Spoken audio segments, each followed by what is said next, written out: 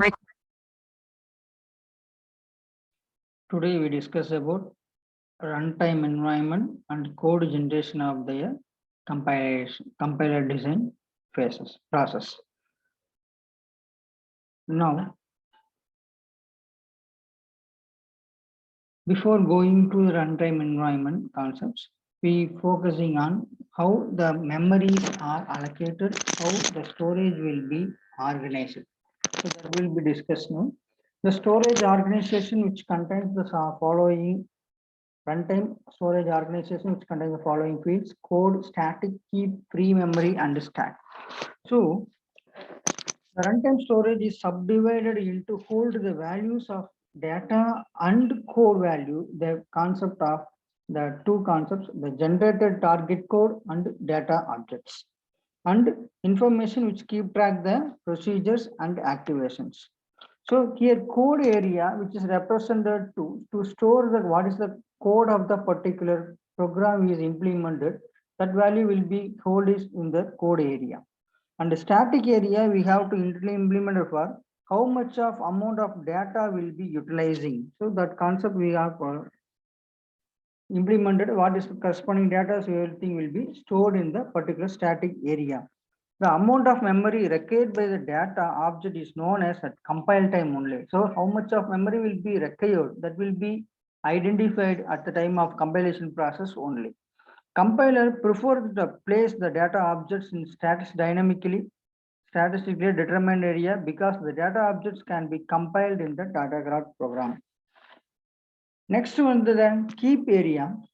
The keep area is pointed as runtime storage environment, which others information are stored. So which other information during the execution time, how much of memories are utilizing, that particular area will be presented in the keep memory locations. For example, memory of some data items are allocated under the program control. So this everything will be, memory will be controlled, transferred to only the program. So program level control will be implemented here.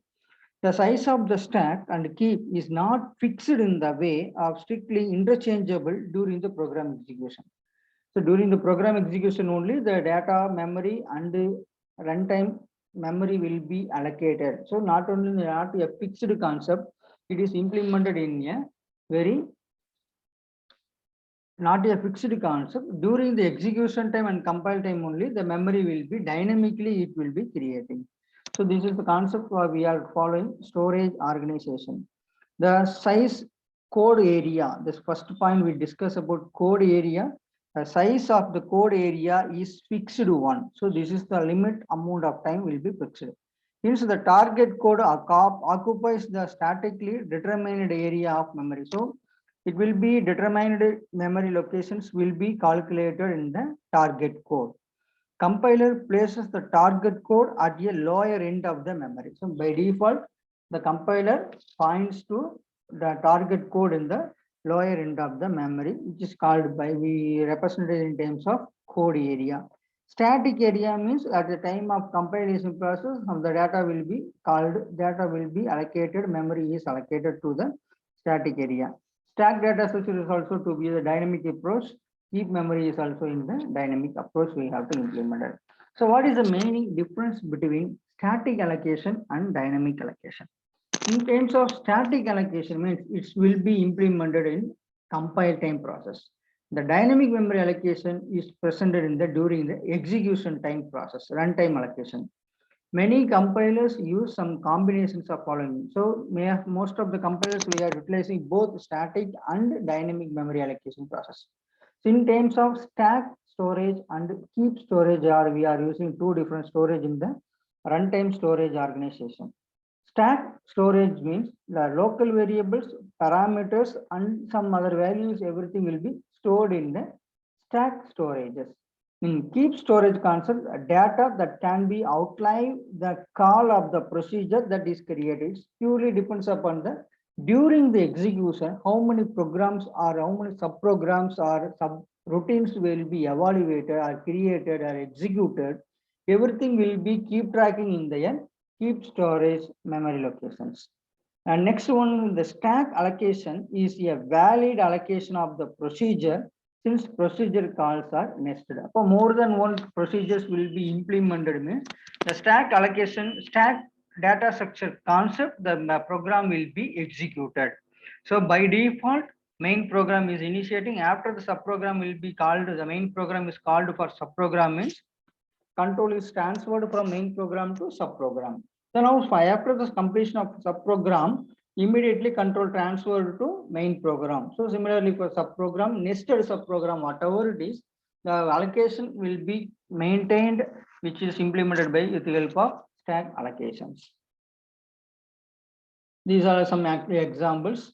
Already quick shot, already we discussed in the quick shot algorithm and merge sort algorithm in the data structure itself, the same concept will be implemented for the stack allocation procedures. Now, activity record. Activity records or activation record, we generally call as activity record or activation record. So the activation record, whatever the procedure or initiated or program or procedure will be implemented subroutine subprograms, these are the 7 records should be maintained. So first one is their actual return value or return value, actual parameter, control link, which is indicates, which is created in the dynamic manner, access link, which is present in the static itself, saved machine status, local data, and temporary variables. These are all the 7 variables are involved in the 7 parameter or 7 list of data which is presented for each and every activation record. Now, first one from the bottom level, which we discussed, temporary variables. Why the temporary variables are involved in activation record?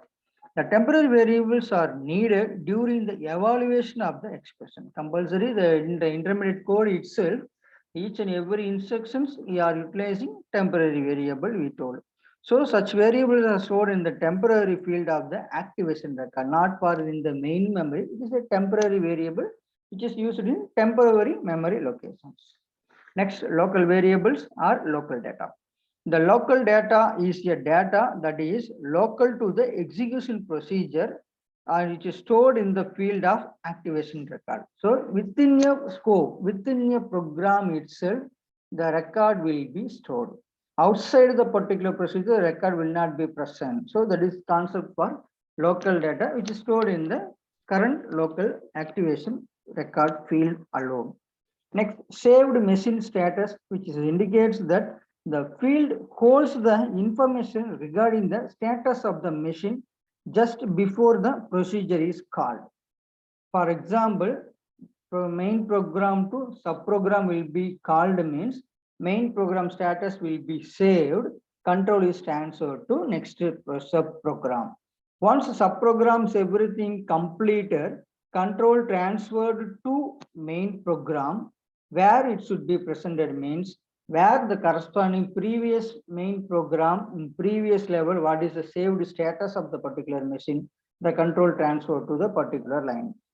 For example, main program line number 12, we have this called for some other subprograms. The machine will be saved the main program in line number 12, control is transferred to next level. Next subprogram. Sounds subprogram completed, automatically control again transferred to 12th line number. So that particular 12th line number is the previous control of the main program concept means that particular line number 12 is an example for saved status. The example, that is our example we represented.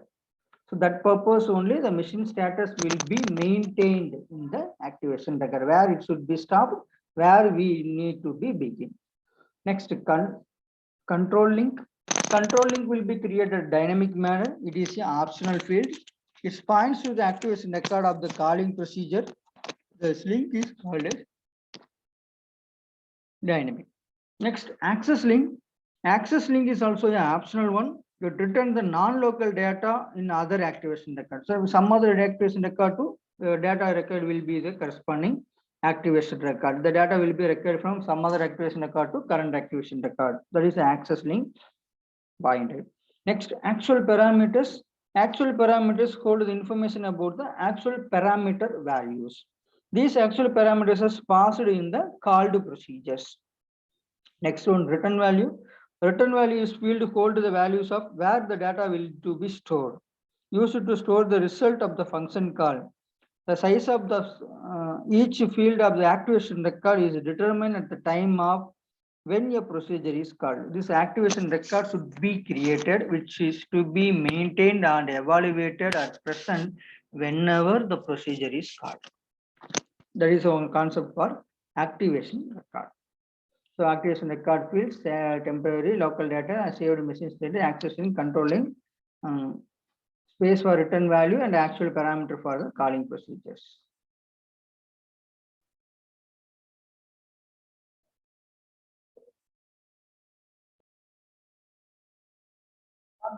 Code generation algorithm.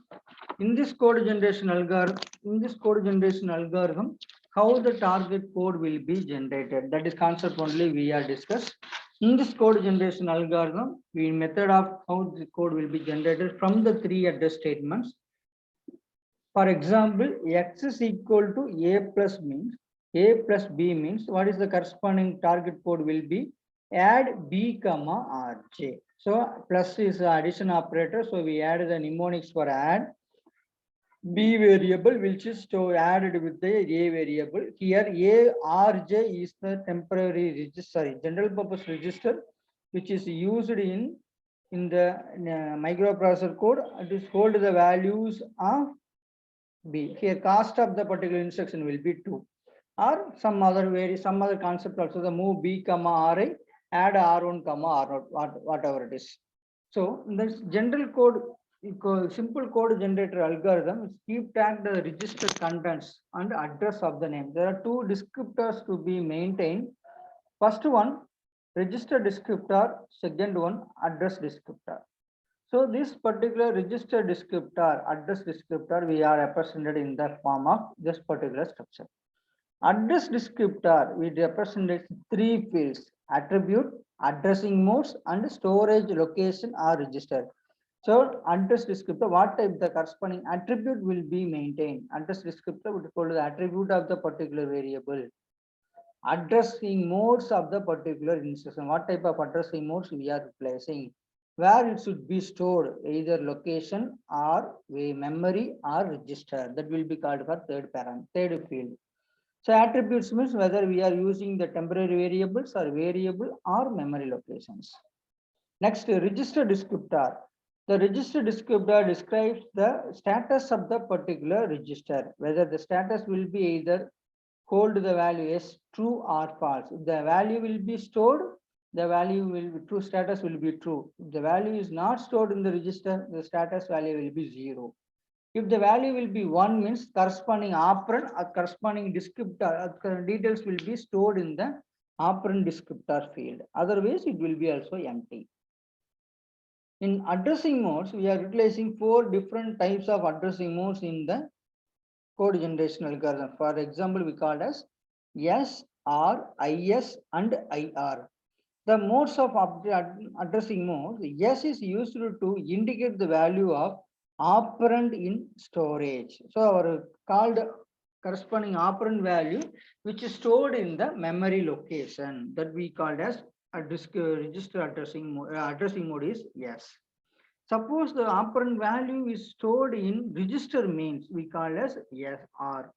In terms of address operand stored in register indicates indirectly indexed storing. At the same time, it's a person stored in the register, indirect register.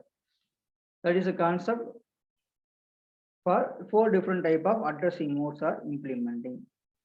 Algorithms. So in this particular algorithm, we define that read the instruction from the operation on operand 1 and operand 2. The following procedure will be implemented. So generate code. The opcode 3 address code value is passed into the procedure in 3 parameters. First one is operator, second one is operand 1 comma operand 2. First we check with the operand 1 addressing mode is register addressing mode. Suppose we check with the operand 1 is register addressing mode. If the condition is true, again control is transferred to the inner loop. If corresponding operator is equal to plus means we can generate code for add comma operand 2 comma or not.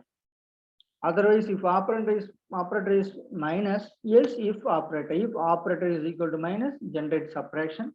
Similarly, for multiplication, MUL and division operation, divide mnemonics code. Suppose the operand 1 addressing mode is not in general purpose register addressing mode. Control is transferred to else for. If operand 2 is register addressing mode, you have to check it.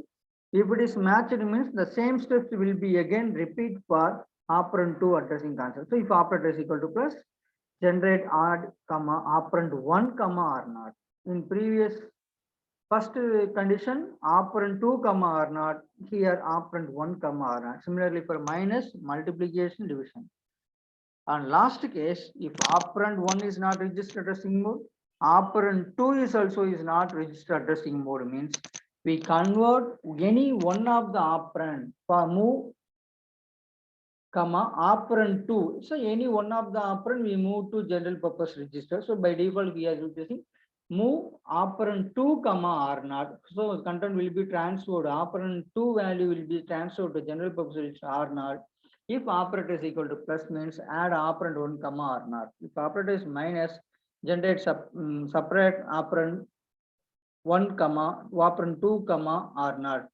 Similarly, operator star equal to multiply operand 2 comma or not, division of operand 2 comma or not. Okay, first one is operand 1. So move operand 1 comma or not. If condition is satisfied, if operator equal to plus, generate add operand 2 comma or not. Else if operator equal to minus, generate separate operand 2 comma or not. Similarly, they will generate their intermediate code. Next, one example.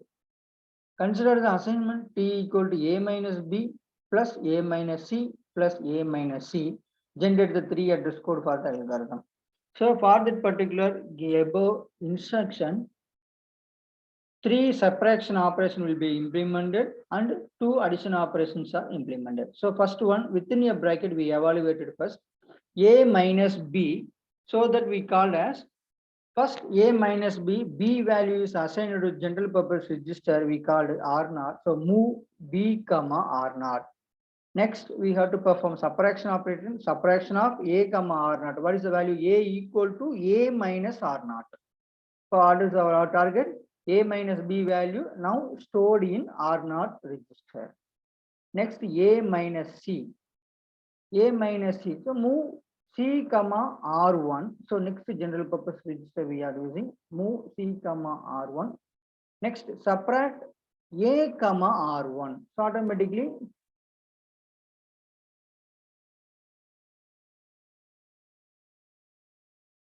A comma R1. So automatically what is the result?